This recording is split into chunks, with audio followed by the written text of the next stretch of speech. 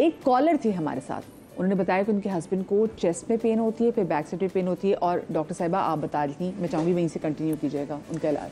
जी, उन्होंने ये बताया था कि उनके हस्बैंड को इनिशियली चेस्ट पेन स्टार्ट हुआ था और फिर वो चेस्ट पेन की मेडिसिन वगैरह से ठीक हो गया, बट उनका बैक वाला पेन ठीक नहीं हुआ। तो मैं ये बता रही थी कि उनको from the very beginning I think उनको सर्वाइकल प्रॉब्लम थी।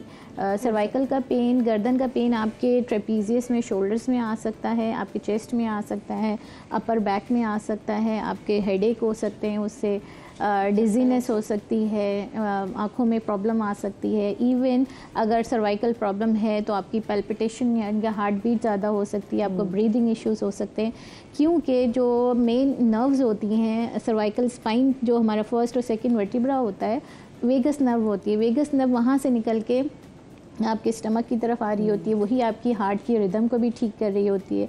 तो अगर वहाँ पे प्रेशर है आपकी सर्वाइकल स्पाइन के फर्स्ट और सेकंड वर्टिब्रा पे, तो उससे ही सारी प्रॉब्लम्स जनरेट हो सकती हैं। सही, ठीक है। तो इसके लिए सबसे पहले उनको चाहिए कि किसी प्रॉपर ऑर्थोपेडिक कंसल्टेंट से जो सर्वाइकल और लंबर प्रॉब्लम में ज़्यादा डील करते हैं उनको दिखाएं, और उस लिहाज से फिर ट्रीटमेंट डिफरेंट है।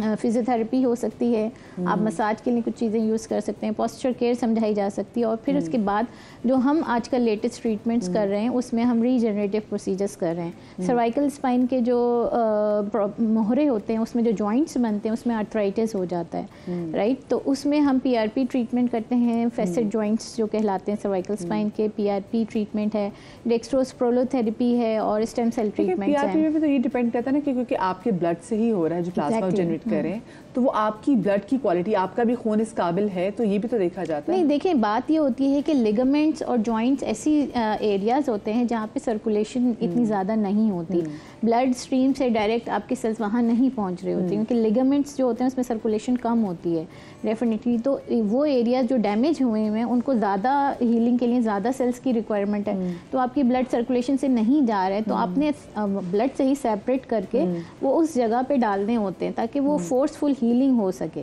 तो ये कॉन्सेप्ट है बेसिकली पीआरपी ट्रीटमेंट का। बहुत डर लगता है कि अगर आपको कोई इंजेक्ट कर रहा है वो भी आपके स्पाइन में, और मुझे ये बहुत डर लगता है कि अगर वो कहीं नर्व को पिंच ना कर दे और फर्दर डैमेज नहीं कर दे, तो मुझे इस चीज़ से बहुत डर लगता है कि बहुत ही कोई स्पेशलिस्ट होना चाहिए, क्योंकि हम सब जो स्पेशली लेबर से गुजर चुके हैं और जब स्पाइनल कॉर्ड में हम ले चुके हैं, तो हमें पता है कि उससे और फर्दर कितने इश्यूज क्रिएट हो सकते हैं। बिल्कुल, एपिड्यूरल्स में बहुत सारी खवातीन के रिपोर्शंस खवातीन को बड़े भुगतने पड़ते हैं, कुछ के तो सही है वो कभी शिकायत नहीं करती, लेकिन कुछ बार बार एक हम झुक नहीं सकते। बेसिकली ये ट्रीटमेंट सुपर स्पेशलिटीज़ में आते हैं। एवरी कंसल्टेंट, इवन डॉक्टर्स में भी हर सर्जन या हर कंसल्टेंट ये चीज़ें नहीं कर रहा, तो जो इस चीज़ में एक्सपर्टीज़ रखते हैं वही कर सकते हैं। तो वो जाहिर है हम जो रूटीन में कर रहे होते हैं तो हमें आइडिया होता है, इवन कुछ लोग अल्ट्रासाउंड रिलेटेड करते हैं, कुछ लोग इमेज के साथ करते हैं, हम बगैर उसके भी कर सकते हैं। तो स्पेशलिस्ट अगर इस चीज़ में रखता है एक्सपीरियंस तो ही वो कर सकता है। मैं यही कहने वाली थी कि पीआरपी जो हम फेस पे करवाते हैं, हेड पे करवाते हैं, वो तो रेंट्री पे भी होता है, और उसके लिए आपके चाहिए होता है एक प्रॉपर्ली ट्रेन्ड एस्थेटिशियन। लेकिन इन चीज़ों के लिए मैं यही रिकमेंड करूंगी कि कभी भी डॉक्टर के अलावा किसी और के पास, और देखिए जितने भी लोग देख भी रहे हैं, ठीक है, हम आपको हर एंगल से इलाज बता रहे हैं, बट डायग्नोसिस जैसे गालिब भी बहुत बार कह चुके हैं कि please proper diagnosis and then फिर उसका इलाज उसके मुताबिक होगा। गालिब, आप क्या बनाने जा रहे हैं? अच्छा, जॉइंट पेन, मैंने खुद साख्ता एक नुस्खा है जिसका नाम मैंने जॉइंट पेन रखा है, और जितने भी जोड़ों के दर्द हैं, हड्डियों की तकवीत के लिए भी, हड्डियों के दर्दों के लिए भी, सूजन के लिए, अर्थराइटिस हो या रोमेटॉइड अर्थराइटिस हो, और उसके साथ साथ जो हड्डियों में एक मज़ा नहीं आ रहा, चलने में एक दर्द की कैफियत हो रही है, सुबह उठ रहे हैं तो एक थकन सी हो रही है, हड्डियों में एक सूजन की कैफियत है, एक स्वेलिंग की कैफियत हो रही है बॉडी में, उसके लिए ये नुस्खा है। इसमें 7 चीज़ें मैंने ली हैं।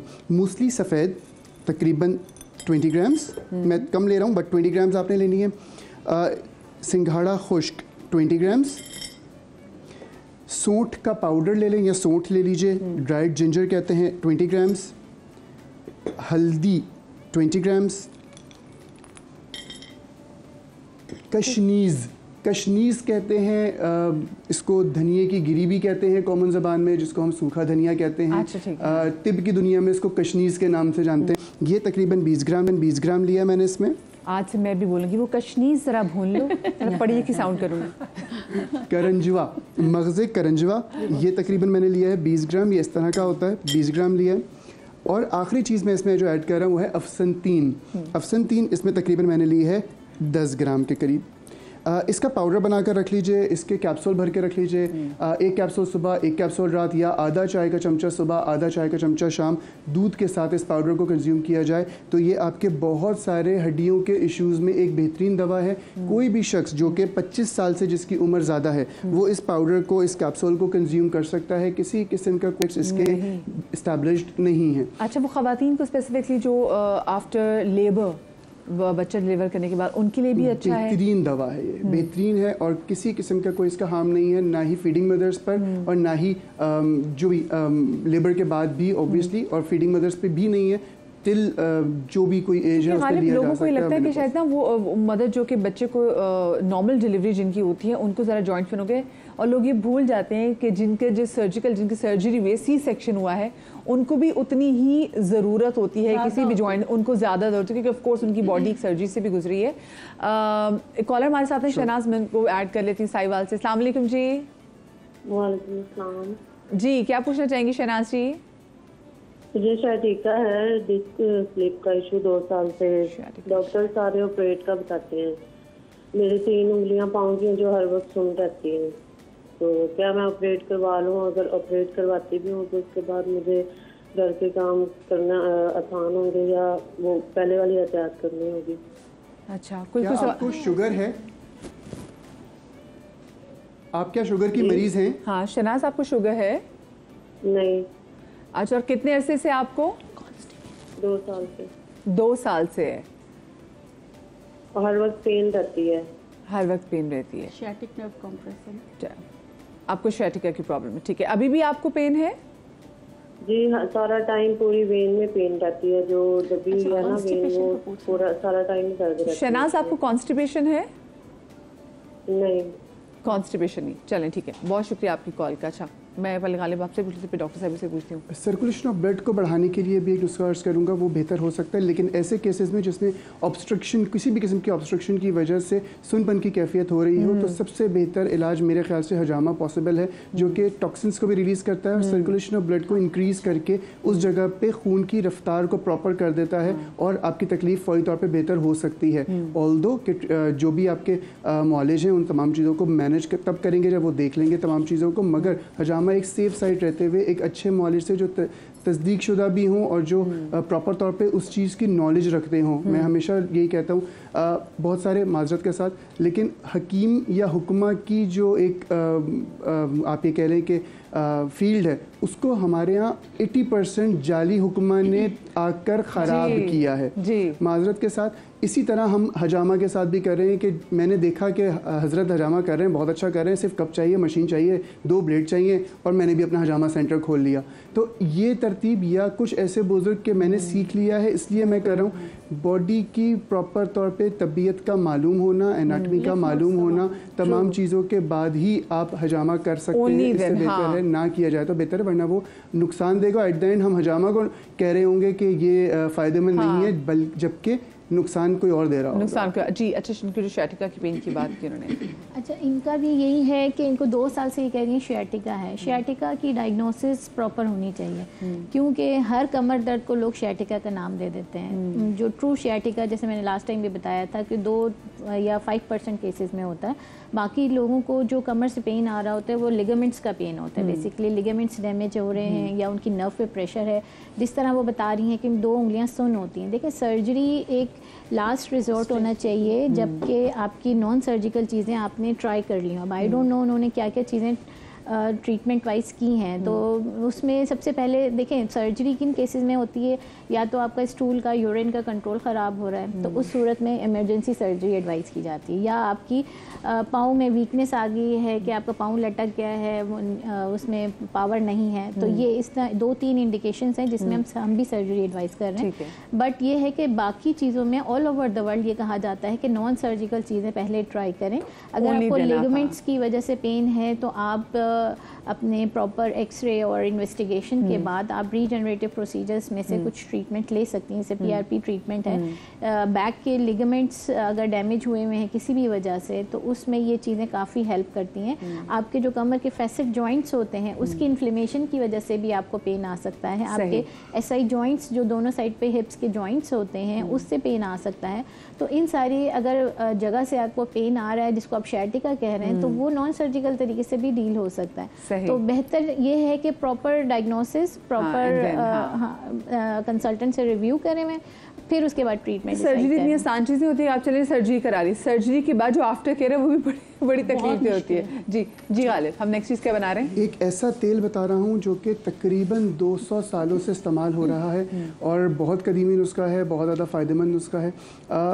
हड्डियों में तकवीत के लिए, हड्डियों के दर्द के लिए, हड्डियों की सूजन के लिए तो ये यकीनन है ही। किसी भी किस्म का जॉइंट पेन हो, मस्कुलर स्पैज़म हो, शोल्डर में जो हमारा फ्रोज़न शोल्डर होते हैं उसमें ये फ़ायदेमंद है। बल्कि ऐसे बच्चे जिनको कफ़ रहती है, बलगमी तबीयत रहती है, अगर उनके चेस्ट पे रात को सोने से पहले जैतून के तेल में मिलाकर ये तेल लगा लिया जाए तो उनको भी बहुत ज़्यादा फ़ायदा होगा और किसी किस्म का इस तेल का कोई नुकसान नहीं है। सिर्फ खुली हुई चोट या खुला हुआ अगर ज़ख़म है या कोई ऐसी चीज़ जैसे मुंह में या आँख में ये ना जाए तो अच्छा होगा।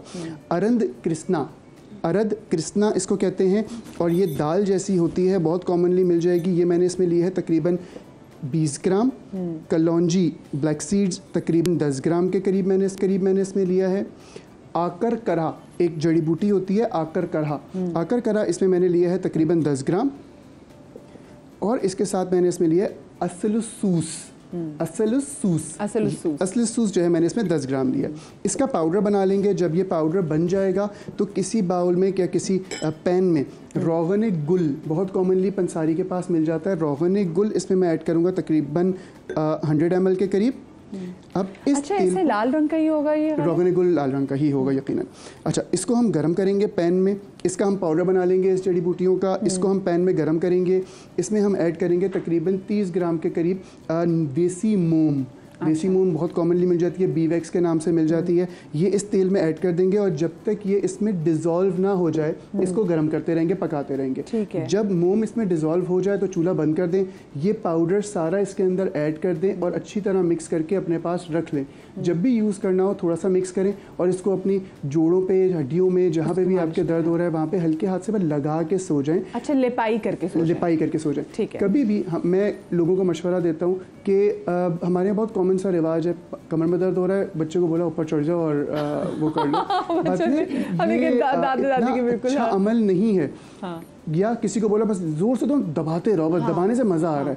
बात यह अगर अच्छा हुआ तो ठीक है, लेकिन अगर कोई लिगामेंट नुकसान हो गया या कोई जगह से हट गया लिगामेंट तो फिर आपके लिए ज़िंदगी भर एक मफलूजी वाली ज़िंदगी हो जाएगी। तो ये अमल सेफ़ नहीं है, ना किया जाए तो बेहतर है। जब तक एक ऐसा इंसान जिसको लिगामेंट्स के बारे में सही तरीके से मालूमात ना हो उसको अपने ऊपर इस तरह हाथ लगाने ना दें, वो आपको नुकसान दे सकता है। वैसे मैं तो गालिब सोचूं कि हमारे बड़े बुजुर्ग जो गुजरे हैं वो सब ऐसे नुस्खे बता रहे थे एज इन वही डॉक्टर से भी कोई आगे की चीज़ें नहीं। ऐसा करो, नहीं ऐसा कर, यहाँ कर, इधर खड़ी हो जाए।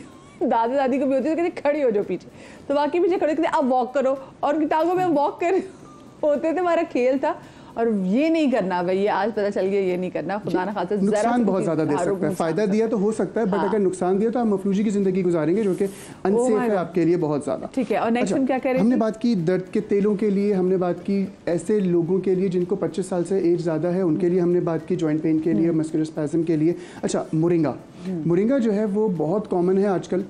इसके बारे में सिर्फ एक चीज़ पहले फ़ायदे बताने से पहले, हमारे यहाँ एक कॉमन प्रैक्टिस हो गई है कि मोरिंगा के पत्ते तोड़े, क्योंकि हमारे घर के बाहर लगे हुए, हमने उसको छत पे सुखाया और हमने वो पाउडर बना के कंज्यूम करना। अम्मी आपको कह रहे हैं, ये मेरी सास, ये मुझे अभी पिछले दिन बता ली कि मोरिंगा ये अमल अच्छा नहीं है, क्योंकि हम जो खुद सुखाते हैं उसमें कहीं ना कहीं फंगस आ जाता है, बैक्टीरियाज आ जाते हैं, क्योंकि हम नॉर्मली इसको छत पे रख देते हैं या ऐसी जगह पे रख देते हैं जो कि कहीं पे कभी पानी आ जाता है, कभी कुछ हो जाता है, तो फंगस उसमें आ जाता है, बैक्टीरिया आ जाते हैं। तो जो भी कंपनीज़ हैं, मुस्तनद कंपनीज़ हैं जो आप समझते हैं कि बेहतर हैं आपके लिए, आप वहाँ से ऑर्डर करें, क्योंकि जितनी भी कंपनीज़ हैं वो 99% की तो बात मैं कम से कम कर सकता हूँ कि वो ड्रायर में इसको डिहाइड्रेट कर रही होती हैं, वो ऐसे नहीं सुखा रही होती जिसमें किसी किस्म का फंगस या बैक्टीरिया शामिल हो। तो ऐसी कंपनी से ले जिस पे आपको एतमाद हो। मोरिंगा लीजिए, मोरिंगा बच्चों तक को दिया जा सकता है जो 1 साल से ज़्यादा हैं, उनको 1 चुटकी मोरिंगा दिया जा सकता है। इसमें आयरन है, इसमें कैल्शियम है, इसमें विटामिन डी आपको मिल जाता है, किसी हद तक मैग्नीशियम मिल जाता है, पोटेशियम मिल जाता है। तो एक रोज़मर्रा की जो हमें ज़रूरियात हैं डिफरेंट मिनरल्स की, डिफरेंट विटामिन्स की, वो इसमें पूरी हो जाती है और किसी भी किस्म का साइड इफेक्ट नहीं है। ऑल्दो कि ये जो है वो शुगर के मरीजों के लिए भी बेहतरीन दवा है, ये ब्लड प्रेशर के मरीजों के लिए बेहतरीन दवा है। और जो किडनी पेशेंट्स हैं उनके लिए, अच्छा, किडनी पेशेंट्स में एक चीज़ है जिनको यूटीआई है, यूरिनरी ट्रैक्ट इन्फेक्शन है, उनके लिए मोरिंगा कहा जाता है कि ना लिया जाए तो सेफ साइड बेहतर है, वरना किडनी पेशेंट्स भी ले सकते हैं, इसमें कोई हर्ज नहीं है। सही, ठीक है, thank you so much Ghalib. मैं राहिला फरीद जो कि शेफ साहिब है वो भी हमारे साथ मौजूद है, कुछ बड़े ज़बरदस्त लड्डू बनाएंगी। मैं चाहूँगी आप किचन में चलीजिए, लेकिन